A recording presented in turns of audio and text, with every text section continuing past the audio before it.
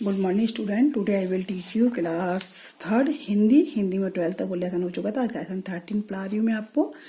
इस तरह बना जूता। किस तरह जूता बना देखिए, इसके बारे में आपको पढ़ा रही हूँ। एक पुरानी बात है, एक राजा था, उसका राज काफी बड़ा था। एक दिन उसके मन में अपने राज में घूमने का विचार आया। उसने अपने मंत्री को साथ लिया, घूमने के लिए निकल पड़ा। राजा था, उसके मन में एक बार विचार आया। उसने सोचा क्यों ना चलो आज मुझे अपने पूरे राज्य को घूमना चाहिए। रास्ता कंकड़ पत्थरों से भरा ऊबड़ खाबड़ था। कैसा था रास्ता? कंकड़ पत्थरों से भरा ऊबड़ खाबड़ था। राजा के पैरों में कंकड़ चुभे तो उसकी हालत बहुत खराब हो गई। उसे ऐसे रास्ते पर चलने की आदत नहीं थी, क्योंकि तो महल के अंदर रहता था, इसलिए थोड़ी दूर चलने पर ही उसके पैरों में दर्द होने लगा। उसने आगे जाने का विचार छोड़ दिया और अपने हाल महल में लौट आया। जब वो थोड़ा चला, जब कोई कभी ज्यादा चलता था नहीं, महल में ही रहता था, जब वो ज्यादा चला तो उसके पैरों में दर्द होने लगा। राजा लौट आया, लेकिन बस सोच में पड़ गया। उसने सोचा कि रास्ते में कंकड़ पत्थरों से बचाव का कोई उपाय करना होगा। काफी सोचने के बाद उसने अपने मंत्री को बुलाया और उसे आदेश दिया, हमारे राज की सभी सड़कें चमड़े से ढक दी जाएं, जिससे हमारे पैरों में कंकड़ पत्थर ना चुभे। जब वो गया तो उसके पैरों में वो कंकड़ पत्थर चुभ रहे थे, तो उसने कहा कि ऐसा कोई उपाय निकाले से मैं जाऊं, मेरे पैरों में कंकड़ पत्थर ना चुभे। तो उसने अपने मंत्री को बुलाया। मंत्री को उसने आदेश दिया कि हमारे राज्य की पूरी सड़कों पर क्या गया, चमड़ा बिछा दिया जाए, जिससे पैरों में कंकड़ पत्थर ना चुभे। राजा का यह आदेश सुनकर मंत्री सत्ते में आ गया, लेकिन राजा को मना करने की हिम्मत उसमें नहीं थी। उसने अब सुना तो उससे सोच में पड़ गया, कैसे मतलब कैसे हो सकता है सारे पूरे राज्य में चमड़े की सड़कें। राजा के आदेश को पूरा करने के लिए बहुत सारे रुपयों की जरूरत थी। इतना धन राज के पास नहीं था। मतलब यदि हम पूरे राज्य में चमड़ा बिछाएंगे तो उसमें बहुत पैसा लगेगा, और पैसा इतना राज के अंदर राजा के पास इतना पैसा था नहीं, इतना मतलब राज्य में। मंत्री सीधे साधे राजा को मना भी नहीं कर सकता था। वो मंत्री डायरेक्ट मना भी नहीं कर सकता था, और ना ही वो उसका इतना पैसा था मतलब राज्य में कि वो सड़कें बनवा सके। मंत्री था बहुत बुद्धिमान। मंत्री जो तो बहुत ज्यादा राजा, आपने देखा जितने भी राजा होते हैं, राजा के मंत्री जो रखते हैं वो ज्यादा बुद्धिमान होते हैं, इंटेलिजेंट होते हैं। उसने कुछ सोचकर उपाय निकाला। डरते डरते राजा के पास गया और बोला, महाराज मैं आपको एक सुझाव देना चाहता हूँ। राजा ने कहा बोलो। मंत्री बोला, महाराज मेरे पास एक तरकीब है, जिससे आपका काम भी हो जाएगा और रुपयों की बर्बादी भी नहीं हो, बर्बादी से भी बच जाएंगे हम लोग। आप तो समझते हैं कि इस काम में बहुत सारे रुपए लगेंगे और इतने रुपए राज के पास है नहीं। मंत्री बोला राजा से कि आपको पता ही है कि जो हम काम करेंगे उसमें बहुत पैसा लगेगा, और आपको यही पता है कि अपने पास इतना पैसा भी नहीं है, अपने राज्य में इतना पैसा भी नहीं है। मंत्री की बात सुनकर राजा हैरान रह गया। ऐसा पहली बार हुआ था कि मंत्री ने उसकी बात न मानने की बात कही थी। मतलब राजा को आश्चर्य हो रहा था कि ऐसा पहली बार है कि मंत्री उसकी बात नहीं मानना। जो राजा ने जो काम कहा वो मंत्री ने हमेशा किया, लेकिन इस बार मंत्री से राजा कुछ काम करने के लिए बोल रहा है तो वो मतलब वो काम ना करके वो अपनी सलाह दे रहा है। उसे गुस्सा तो बहुत आया, लेकिन उसने फिर भी पूछा क्या तरकीब है। राजा गुस्सा तो आया कैसा क्यों, लेकिन उसने फिर भी कहा बताओ क्या तरकीब है।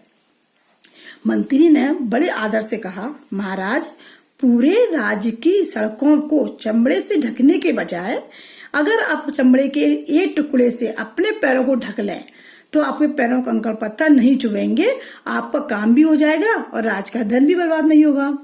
क्या उसने कह दिया, चमड़े को पूरी सड़क पर बिछाने की बात कर रहे थे, हम नहीं बिछा के केवल आप ही चमड़े के जूते नंगे पैर घूमने गए थे। यदि आप ही चमड़े के जूते पैरों पहन लोगे, चमड़ा पहन लोगे, एक चमड़े का टुकड़ा, तो उससे आपके पैरों में कंकड़ पत्थर नहीं छुएंगे।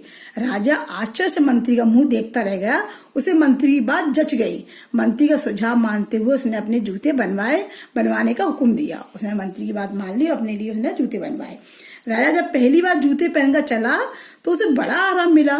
तब उसने मंत्री को धन्यवाद दिया कि उसने कम खर्च में उसकी परेशानी दूर कर दी, और तब से लोगों ने जूते पहनने शुरू कर दिए। मैं पहले जमाने में जूते नहीं पहने जाते थे, पहले लोग मतलब नंगे पैरी चलते थे, तब से ही लोगों ने फिर जूते पहनने शुरू कर दिए। इस कहानी से हमें ये शिक्षा मिलती है कि अगर कोई समस्या सामने आए तो उसका ऐसा हल सोचना चाहिए जो व्यवहारिक हो। जल्दबाजी में ऐसा हल नहीं सोचना चाहिए जिसे प्रयोग लाना संभव ना हो। बुद्धिमान आदमी दूसरों के साथ बातचीत करके भी अच्छा हल निकाल सकता है। तो हमें हमेशा क्या करना चाहिए कि कोई मुसीबत आ रही है, कोई समस्या है, उसे इमीडिएटली सॉल्व ना करके उसे हमें सोच समझ के सॉल्व करना चाहिए और किसी एक दूसरे से बात करने के, दूसरे से सलाह लेके ही हमें उस समस्या का हल निकालना चाहिए, है ना। तो इससे यहाँ पे कहानी खत्म हुई। इसके शब्द अर्थ है। शब्द अर्थ में ऊबड़ खाबड़, ऊंचा नीचा, आदेश आज्ञा, सख्ती में आ जाना, भौचक्कर रह जाना, सुझाव सलाह, तरकीब उपाय, मुंह देखता रह जाना, हैरानी से देखते रह जाना, धन्यवाद शुक्रिया, हल समाधान, व्यवहारिक जिसका व्यवहार में आना संभव हो, प्रैक्टिकल, जल्दबाजी शीघ्रता से करने की आदत, है ना। अब रास्ते की, राजा ने रास्ते पर आगे जाने का विचार क्यों छोड़ दिया? राजा ने रास्ते पर आगे जाने का विचार इसलिए छोड़ दिया क्योंकि उनके पैरों में दर्द होने लगा था। इसलिए छोड़ दिया क्योंकि उनके पैरों में दर्द होने लगा था। राजा ने मंत्री को क्या दे दिया? हमारे राज्य की सभी सड़कें चमड़े से ढक दी जाएं। क्या दे दिया ना? हमारे राज्य की सभी सड़कें चमड़े से ढक दी जाएं। क्या बोला उसने? कि हमारे राज्य सारी सड़क। राजा को आदेश क्यों पूरा नहीं किया जा सका? राज के पास इतना धन नहीं था। क्यों नहीं किया गया पूरा? क्योंकि राज के पास इतना धन नहीं था। किसी समस्या का अच्छा हल कैसे निकाल सकते हैं? दूसरों के साथ बातचीत करके हम अपनी समस्या का हल निकाल सकते हैं। ठीक है, अब सही उत्तर राजा किसके साथ घूमने निकला? अपनी रानी के साथ या मंत्री के साथ? मंत्री के साथ। राजा सड़क को किससे ढकना चाहता था? चमड़े से ढकना चाहता था या कपड़े से? चमड़े से ढकना चाहता था। ओके, अगर कोई समस्या आए तो उसका क्या हल सोचना चाहिए? व्यवहारिक या जो सबसे अलग हो, व्यवहारिक, जिसका व्यवहार में उपयोग किया सके, जिससे व्यवहारिक समस्या का जिसका कोई ना कोई हल निकाल सके, ऐसी व्यवहार हमें सोचना चाहिए। निम्नलिखित प्रश्नों का उत्तर दीजिए। जिस रास्ते पर राजा चल रहा था वह कैसा था? वह रास्ता कंकड़ पत्थरों से भरा ऊबड़ खाबड़ था। कंकड़ पत्थरों से भरा ऊबड़ खाबड़ था। राजा के आदेश को पूरा करने के लिए किस चीज की जरूरत थी? राजा के आदेश को पूरा करने के लिए बहुत सारे रुपयों की जरूरत थी। मंत्री ने क्या सुझाव दिया? ये आप बुक्स में से लिखिएगा। मंत्री ने क्या सुझाव दिया? आपका पेज नंबर 82 में ऊपर से बड़ा आंसर है। मंत्री ने बड़े आदर से कहा, महाराज, पूरे राज्य की सड़कों को चमड़े से ढकने के बजाय अगर आप चमड़े के टुकड़े से अपने पैरों को ढक लें तो आपके पैरों में कंकड़ पत्थर भी नहीं चुभेंगे, आपका काम भी हो जाएगा और राज का धन भी बर्बाद नहीं होगा।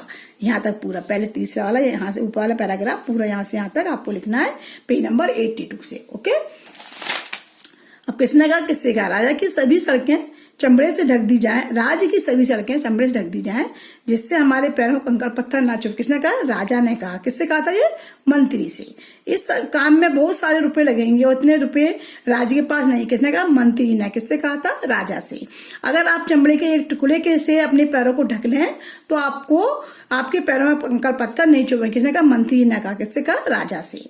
ठीक है, अब देखिए, जो शब्द संज्ञा के स्थान पर आता है वह सर्वनाम कहलाता है। सर्वनाम किसे कहते हैं? सर्वनाम किसे कहते हैं? जो शब्द संज्ञा के स्थान पर प्रयोग किया जाता है उसे सर्वनाम कहते हैं। आकाश ने कहा कि मैं घर जा रहा हूँ। तो देखिए, इस वाक्य में मैं का प्रयोग आकाश के स्थान पर हुआ है। आकाश ने कहा मैं, मतलब आकाश ने कहा मैं, मतलब मैं, आकाश है ना। तो उसने तो मैं शब्द जो आ रहा है वो क्या? सर्वनाम। जी सर्वनाम। आकाश के स्थान में हमने क्या लिखा? मैं लिखा, इसे बोलते हैं हम सर्वनाम। उसने अपने मंत्री को साथ लिया। उसने किसने? राजा ने। तो राजा की में क्या लिखा? उसने अपने मंत्री को साथ। तो उसने क्या हो गया? सर्वनाम हो गया। उसे ऐसे रास्ते पर चलने की आदत नहीं थी। उसे क्या? किसे मतलब? राजा को। ऐसे तो क्या आएगा? उसे क्या? सर्वनाम।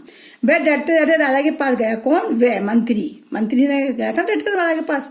मैं आपको एक सुझाव देना चाहता हूँ। कौन? मंत्री ने कहा था मैं मतलब मंत्री ना लिख के हमने क्या लिखा? मैं लिखा था। मैं मतलब ये आपका सर्वनाम हो गया। मंत्री जगह हमने मैं लिखा, सर्वनाम। इस कहानी से हमें शिक्षा मिलती है यह मतलब आपका सर्वनाम हो गया।